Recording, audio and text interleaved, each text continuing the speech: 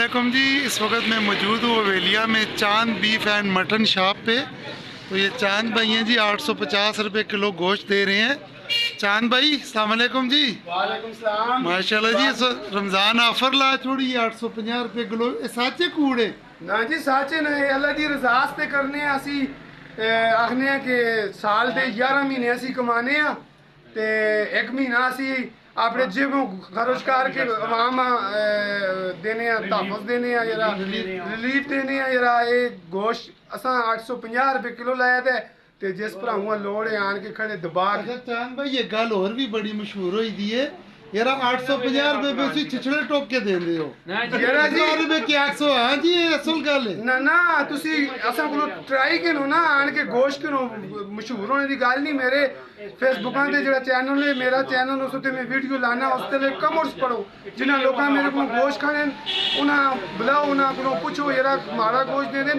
मेरा गोश्त वीडियो कहन के ला के वो मैं दसो किसी जने माड़ा गोश्त देता तो यार जितना गोश्त देते उतना नाज़ नहीं जैसे ग्राहक की एतराज है चांद दी तरफ। एक गल इस तरह जी, किसी एतराज है जी बोलो, कोई इतराज है जी?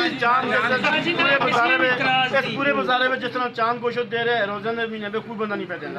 850 रुपये नहीं, जो 1000-1200 देंदे ने 850 पे देना है। सही गोश्त देंदा जी। क्यों जी भाजी? चाचा तुसां दी गल दुनिया सो सैन दी है।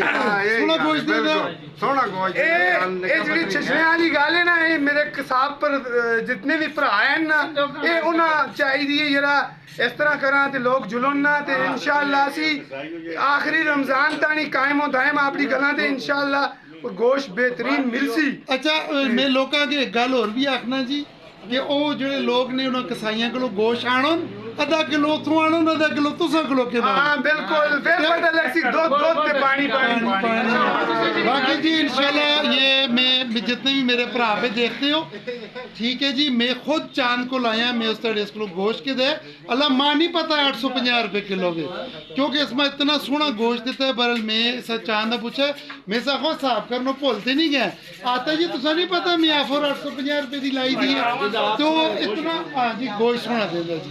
चलो जी इंशाल्लाह जिस किसी गोश्त लोड़ है चांद बीफ शॉप रजोइया अड्डा नाल बीबी जी दी ज़ियारत नाल उतली साइड, रजोइया अड्डे नाल तरली साइड ढेरी के लांदा अड्डा रजोइया दा अड्डा।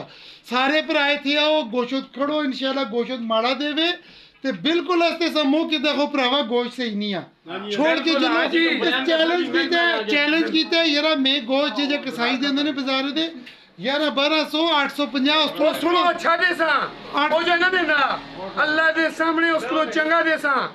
असा रिलीव लाइए इसकी ते नहीं लाई कि वाम साडे तो राजी होवे, असा तो अल्लाह राजी हो जुले ते जज़ाकल्लाह जी। चांद भाई जिंदाबाद।